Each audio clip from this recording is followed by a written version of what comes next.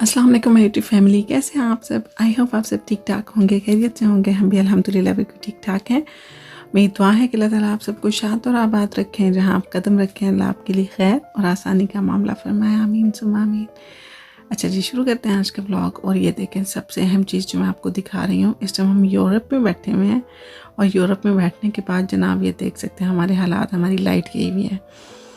हमारी लाइट गई तकरीबन दिन के 11 बजे और अब रात के 9 बज रहे हैं। अभी तक यही नहीं पता कि लाइट का हुआ क्या है, लाइट गई क्या है। और सिर्फ हमारे एरिया की, हमारे सामने बिल्डिंग में लाइट है।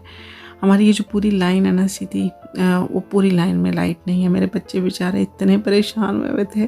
वे कह रहे थे कि मामा हमें तो आदत भी नहीं रही, अब हम कहाँ पे फंस गए हैं, कब आएगी। और इतना अजीब सा फील हो रहा था। हस्बैंड घर पे नहीं थे और अजीब सा ना खौफ सा महसूस हो रहा था। कैंडल्स जलाई हुई थी, इमरजेंसी लाइट जो मोबाइल की है वो जलाई हुई थी, वो भी बस बंद होने वाली थी। कब से हमें लारा लगाया हुआ है। पहले कह रहे थे 7 बजे आ जाएगी, फिर बोला 8 बजे आएगी, फिर अब 9 बजे का बोला, 9 बजे भी नहीं आई। अब हस्बैंड आएंगे तो पता चलेगा। इतनी मैंने अंधेरे में ही खाना बनाया। फिर मैंने हस्बैंड को बोला कि आते हुए आप नान ले आइएगा। तो मैं सालन तो बना देती हूँ, लेकिन यह है कि खाना जो है ना वो फिर रोटी नहीं बनेगी, क्योंकि आटा ख़राब हो जाएगा। लाइट का पता नहीं है। और लाइट अगले दिन जाके दोपहर 1 बजे आई है। तौबा करें आप, इतनी बुरे हालात रहे हैं हमारे। और बस इस तरह का दिन गुजरा। और जनाब नेक्स्ट डे मैं आपको दिखा रही हूँ, यहाँ पे हो रही थी बारिश। इतना अच्छा मौसम हो गया था ना, क्योंकि अब यही कह रहे थे कि अब एक आध बारिश हो जाएगी तो मौसम टोटली चेंज हो जाएगा। तो ये जो इस मौसम की जो है ना पहली बारिश, जो मौसम चेंज हो रहा है ना, इसकी पहली बारिश स्टार्ट हो गई है। और बड़ा अच्छा ठंडा ठंडा सा मौसम हो गया था, बड़ी अच्छी हवा चल रही थी। और लाइट ने ना सारा काम हमारा ख़राब कर दिया। हमारा वीकेंड जो है ना वो इसी तरह चला गया। और आज जो है ना वो पूरा दिन बारिश थी इसी तरह से। अभी बच्चों के स्कूल से लेके आने का टाइम भी होने वाला था। मुझे इतनी टेंशन हो रही थी ना, क्योंकि मेरा जो छोटा बेबी है वो मेरे पास होता है, साथ में उसकी पुश चेयर होती है। और सबसे ज़्यादा होता है ना उसकी पुश चेयर को मूव करने का मसला।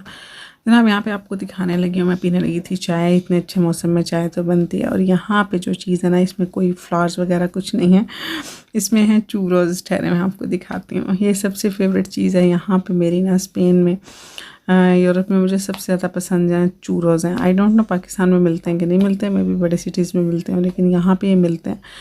और आज हुआ ये कि हस्बैंड का था अपॉइंटमेंट, हो गए हुए थे हॉस्पिटल। और जहाँ पे हमारा हॉस्पिटल है ना, बिल्कुल उसके सामने ये स्पॉट है जहाँ पे चूरोज़ मिलते हैं। और उसके इर्द गिर्द इतनी अच्छी खुशबू आ रही होती है ना कि आपको भूख नहीं भी लगी ना तो आप चूरोज़ लिए बगैर रह नहीं सकते। तो हस्बैंड का जब अपना अपॉइंटमेंट था वो गए हुए थे और उनको पता था कि मुझे चूरोज़ पसंद है, तो शायद उन्होंने अपने लिए लिए हों।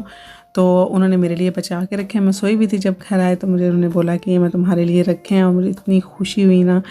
असल में ये छोटी छोटी चीज़ें जो है ना, ये सबसे ज़्यादा आपको खुशी देती हैं तब जब आपको अचानक इस किस्म की फ़ीलिंग आती है। अगला बंदा आपको याद रखता है, आपकी केयर करता है। सोचने को तो इंसान बहुत कुछ नेगेटिव सोच सकता है। मैं ये भी सोच सकती हूँ कि उन्होंने अपने लिए लिए थे, या उन्होंने मेरे लिए क्यों नहीं लिए, स्पेशली मेरे लिए क्यों नहीं लिए। ऐसा नहीं, मेरे लिए सबसे बड़ी बात ये थी कि उन्हें भूख लग रही थी, उन्होंने अपने लिए लिए और उसमें से उन्होंने अपनी भूख को मार के मेरे लिए बचाए।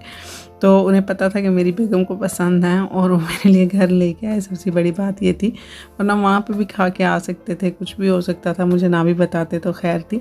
तो इंसान को ना हमेशा पॉजिटिव सोचना चाहिए। मुझे इस टाइम ना ऐसी फीलिंग आई कि मेरा दिल किया कि मैं आपके साथ शेयर करूँ अपनी इस फीलिंग को ना। मेरे जहन में कोई और चीज़ नहीं आई, बस मेरे जहन में ये आया कि देखें उन्हें याद था और वो मेरे लिए ले आए हैं। उसके बाद देखें आप बच्चों की जो होती है ना, अल्लाह ताला ने कैसे उनके अंदर सीखने की सलाहियत रखी होती है। ये मेरा बच्चा मेरे पास बैठा हुआ था गोद में, मैं जुमे की नमाज़ पढ़ी थी, ये जुमे का क्लिप है। और मेरे पास बैठा हुआ था और मैंने ये पढ़ रही थी तस्बीह फातिमा। तो वो मेरे साथ बैठ के जैसे जैसे मैं कर रही थी ना, तो वो अपनी उंगलियों को मूव कर रहा था। तो ये जो मेरा बच्चा है ना छोटा सा, ये मेरे साथ होता है, ये मेरा कंपेनियन होता है। जब तक मेरे बड़े बच्चे स्कूल में होते हैं तब तक हम दो होते हैं और हम घर में बैठ के ना इस किस्म की हरकतें करते रहते हैं। आप मेरा कारपेट देख सकते हैं, इसने हर तरफ चीज़ें फैलाई हुई हैं। और खेलना इसने सिर्फ अपनी मम्मा के साथ होता है, इसने किसी चीज़ के साथ नहीं खेलना होता। बस इसको सिर्फ मामा चाहिए होती हैं, मामा की गोद चाहिए होती है, और बस यहाँ पे बैठ के आप जितना मर्जी इसको खिला लें। उसके बाद जनाब हम आए यहाँ पे और मेरी बेटी मुकम्मल भीग चुकी है। वो मेरा वेट कर रहे थे बाहर खड़े होकर, बारिश इतनी तेज़ थी। हमजा को भी मैं साथ नहीं लाई। हमारे सामने आंटी हैं, वो बहुत अच्छी हैं, वो हैं स्पेनिश, लेकिन वो बहुत अच्छी हैं। तो अक्सर मुझे यही कहती हैं कि तुम्हें कोई भी फ़ेवर चाहिए हो तो तुम मुझे बोला करो। तो फिर मैंने हस्बैंड को बोला कि आप उनसे पूछें कि वो मेरे बेबी को रख लेंगी, छोटे बेबी को, तो मैं इनको ले आऊँ। अगर मैं उसको साथ लेके आती ना तो आज बड़ी कोई तूफ़ानी बारिश थी, बड़ा मसला हो जाना था। तो शुक्र है कि उन्होंने बोला कि मुझे कोई इशू नहीं है, मैं घर पे ही हूँ तो मुझे दे दो, मैं उसको रख लेती हूँ। फिर मैंने छोटा बेबी उनके हवाले किया और फिर मैं चली गई इनको लेने, क्योंकि यहाँ पे है कि आप बच्चों को घर अकेला नहीं छोड़ सकते। कोई भी कंप्लेन हो जाएगी ना तो बच्चे सोशल वालों के पास चले जाएंगे और फिर आपको वापस नहीं मिलेंगे। जैसे कि आपने रानी मुखर्जी की शायद मूवी देखी हो, इंडियन मूवी, मुझे नाम भूल गया है, उसमें भी सेम ये स्टोरी थी। तो यहाँ पे बिल्कुल भी अलाउ नहीं है बच्चों को घर छोड़ना। तो इस वजह से, और सारी बिल्डिंग वाले भी ध्यान रखते हैं, उनको पता है कि कितने बच्चे होते हैं, फ़ौरन से पूछते हैं कि बच्चे कहाँ हैं आपके। तो इस वजह से घर में छोड़ने का तो सवाल ही नहीं पैदा होता। बस मैंने जल्दी जल्दी फिर अम्ब्रेलाज़ ली थी और स्कूल चली गई, बच्चों को मैंने उनकी अम्ब्रेलाज़ दी और ख़ुद मैं उनके साथ मुकम्मल भीग चुकी थी, मेरे कपड़े, जूते, हर चीज़। बच्चे भी तकरीबन भीग ही चुके थे और बच्चों को तो ठंड लग रही थी कि बहुत ठंड लग रही है। मैं कहा चलो अब घर चल के कपड़े चेंज करो। जो लोग कहते हैं ना कि यूरोप में ये बड़ा मसला होता है कि यूरोप सही कहते हैं कि एक मीठी कैद है, सहूलतें हैं, सब कुछ है, लेकिन आप मजबूर भी कभी कभी बहुत ज़्यादा हो जाते हैं, क्योंकि आपको सब कुछ खुद करना है, अपने बच्चे खुद संभालने हैं, घर खुद संभालना है। यहाँ पे आप किसी पे ट्रस्ट नहीं कर सकते हैं, ठीक है। ट्रस्ट इश्यूज़ बहुत ज़्यादा होते हैं। और दूसरी बात यह है कि मैं अपनी कम्युनिटी को इतना ज़्यादा मतलब मैं नहीं करती, क्योंकि यहाँ पे ना, खैर हमारी कम्युनिटी का हर जगह पे एक ही इशू है कि मतलब हमारे लोग जो है ना वो जताने से रहते नहीं हैं। हमारी कम्युनिटी जो है ना वो काम तो आती है, लेकिन ये है कि सुनाती भी बहुत है। यहाँ पे शो ऑफ बहुत ज़्यादा है, इसके अलावा बैक बाइटिंग बहुत ज़्यादा है, सामने और पीछे और। इस वजह से मैं बहुत कम रखती हूँ अपनी कम्युनिटी के लोगों के साथ, बहुत कम है मेरी। जो लोग यहाँ पे रह रहे होंगे उनको अंदाज़ा भी होगा इस चीज़ का क्यों कम है। तो कभी इंशाल्लाह इस बात पे भी डिटेल से बात करेंगे। तो बस यहाँ पे जो है ना ज़िंदगी ऐसी है, एक मीठी कैद है, सहूलतों के साथ साथ आपको हर काम, आप बीमार हैं, आपको जो भी मसला है, आपने अपने काम खुद करने, कोई दूसरा आपके लिए कुछ नहीं कर सकता। तो बस यहाँ पे भी घर आई और घर आपको पता मौसम ऐसा और पकौड़े ना बने ऐसा तो हो नहीं सकता। तो मैं बस पकौड़े बनाने लगी थी बच्चों के लिए। साथ में आज मेरा इरादा था आलू पालक बनाने को। तो मैंने कहा अब मैं किचन में आई हुई हूँ तो ये फ्रोज़न पालक थी मेरे पास, मैंने कहा इसको भी मैं साथ ही रख देती हूँ बॉयल होने के लिए। जब तक पकोड़े बनेंगे तब तक ये बॉयल हो जाएगी, फिर मैं मसाला भून के उसमें डाल दूँगी। मैं बस सिंपल तरीके से बनाती हूँ, मसाला भून के और पालक अलग से बॉयल कर ली, उसके बाद मसाला और पालक जो है ना इकट्ठा मैं हैंड ब्लेंडर में ब्लेंड कर लेती हूँ। उसके बाद उसको पकने के लिए, खुश्क होने के लिए छोड़ देती हूँ। बहुत मज़े की पालक बन जाती है। आलू भी मैं अलग से बॉयल करती हूँ, मतलब झटपट ना। अगर मैं ये सारे काम कर रही हूँ ना, 3 चूल्हे हैं मेरे पास, तो तकरीबन 10 मिनट में पालक रेडी हो जाती है। उसके बाद बस पकोड़े बन रहे हैं कि आज मौसम भी ऐसा था तो मैंने कहा चलें बच्चों को पकोड़े बना के दे देती हूँ। ये बड़ा इशू होता है, मेरे बच्चे जो है ना खा लेते हैं माशाल्लाह सब कुछ, लेकिन ये है कि मुझे रोज़ाना की यही टेंशन होती है कि मैं इनको खाने के लिए क्या दूँ। तो मैंने साथ में ही ना बस काम ख़त्म किया। इन्होंने एक कुरान क्लास ले रहे थे, इन्होंने कुरान पाक पढ़ना था, वो ये पढ़ रहे थे। तो मैंने सोचा कि मैं इतनी देर में ही ना साथ ही इनको रोटी बना के हाफ़ रोटी, क्योंकि स्कूल से आते ही इनकी कुरान क्लास स्टार्ट हो जाती है, उसके बाद इन्होंने खाना खाना होता है। तो अगर मैं इनको स्नैक दे दूँ ना उससे इनका पेट नहीं भरता। तो मैंने सोचा कि मैं बजाय इसके कि इनको पहले स्नैक बना के दूँ फिर मैं खाना बना के दूँ, तो फिर मैंने ऐसे किया कि मैंने साथ ही इनको एक रोटी बना के दी, वो हाफ़ करके दी। साथ में मैंने दोनों को पकोड़े दिए। मैंने कहा चलो अब पेट भर के खाओ। पहले ये पकोड़े खा के जा चुके हैं, इनको भूख लगी हुई थी। तो उन्होंने बोला कि हम सपारा पढ़ने से पहले ना हमें थोड़े से 1-2 पकोड़े दे दें। इन्होंने खा लिए थे तो मैंने सोचा कि मैं साथ ही रोटी बना के इनको ये दे देती हूँ। बस मैंने अपनी हांडी बनाना स्टार्ट कर दी, प्याज वगैरह रख दिए और देखिए मेरा छुटकू आ गया मेरे पास। और ये तो हर चीज़ को ना बस पकड़ने के चक्कर में होता है, बहुत ख़तरनाक बच्चा हो गया। इसका बस दिल करता है कि मैं हर चीज़ को पकड़ूं, और यहाँ पे भी इसको हैंडल करना बड़ा मुश्किल हो जाता है। तंग कर रहा था तो बच्चे मुझे दे गए थे कि ये हमारे काबू नहीं आ रहा, तो आप खुद ही इसको संभालें।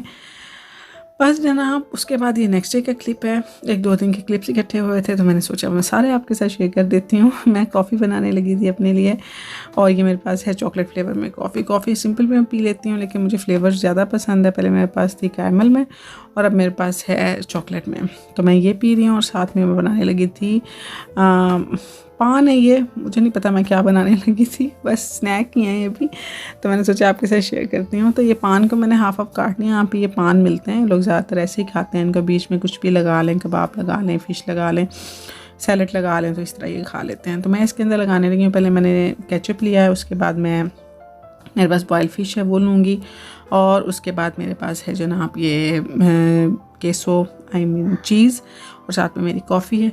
तो आप इसको बनाना शुरू करते हैं। इसमें सबसे पहले केचप अप्लाई कर लेना है आपने सारे का सारा। अगर आपके पास है ना पिज़्ज़ा सॉस, आप वो भी लगा सकते हैं इसके ऊपर, ज़्यादा मज़े का बन जाएगा।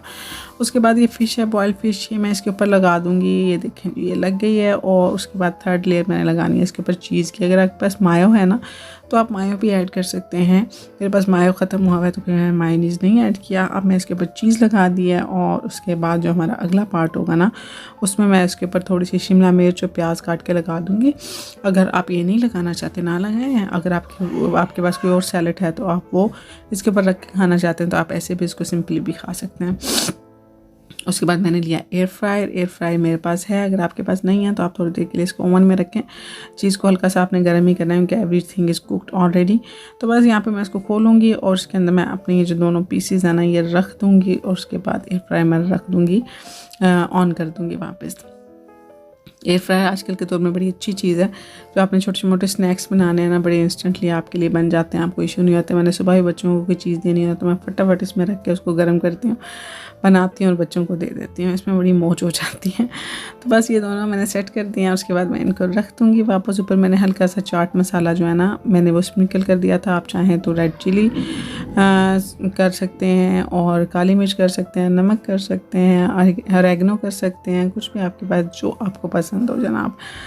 उसके बाद जनाब मेरी जो कॉफ़ी है वो मैं रेडी करने लगी हूँ। उसको सिंपली मैं रेडी करूँगी। ये मैं इसके ऊपर इसके अंदर डालूँगी। उसमें मैंने दूध डालना है, उसको मैंने गर्म होने के लिए रख देना ओवन में। बस सिंपल तरीके से कॉफ़ी बनेगी मेरी। और उसके बाद मैं अपनी कॉफ़ी पीऊँगी। देखें कितना मज़े का स्नैक लग रहा है। तो आप इस तरीके से रेडी कर सकते हैं। इसको आप ब्रेड पे भी बना सकते हैं। यहाँ पे असल में ये होती है कि रेडीमेड आपको मिल जाती है फ़िश। मेरे बच्चे बिल्कुल भी नहीं खाते हैं, वो कहते हैं कि ये कच्ची होती है, इसमें से स्मेल होती है। लेकिन मैं खा लेती हूँ, मेरे हस्बैंड खा लेते हैं। तो मैं इस तरह इसको इसके ऊपर, ये बॉइल्ड होती है तो मैं इस तरह इसके ऊपर लगा लेती हूँ। हस्बैंड को भी मैं ऐसे ही बना देती हूँ। आई एम सॉरी, इस टाइम मेरा छोटू रो रहा है और मैं रो रहा था तो मैं उसके पास आके बैठी हूँ। और डॉग जो है ना वो साइड पे बोलना शुरू हो गया, क्योंकि यहाँ पे जो है ना पेट्स होते हैं, डॉग्स सबके घरों में होते हैं, ऐसे बोलते ही रहते हैं। मैं जितना भी वॉइस ओवर में कोशिश कर लूँ ना कवर करने की, तो इस वजह से आज जो है भी संडे है तो इर्द गिर्द के जो लोग हैं ना वो सारे के सारे बातें करें, अपने अपने घरों में, तो आपको शोर शराबे की आवाज़ आ रही होगी। तो बस मेरा जो है स्नैक टाइम रेडी हो गया है। मैं जाके ये लूँगी, इंजॉय करूँगी। तो बस आई होप आपको मेरी आज की वीडियो पसंद आई होगी। पसंद आई है तो इसको लाइक कीजिएगा, कमेंट बॉक्स में कमेंट कीजिएगा, मुझे सपोर्ट करते रहिएगा और चैनल को ज़रूर सब्सक्राइब कीजिएगा। अगर आपके माइंड में कोई क्वेश्चन हो या आप किसी और किस्म के टॉपिक पे मेरे साथ बात करना तो आप मुझे कमेंट बॉक्स में ज़रूर कमेंट कर सकते हैं। मैं मिलूँगी आपसे नेक्स्ट वीडियो में। तब तक रखिएगा अपना ढेर सारा ख्याल, दुआओं में रखिएगा याद। अल्लाह हाफिज़, बाय बाय।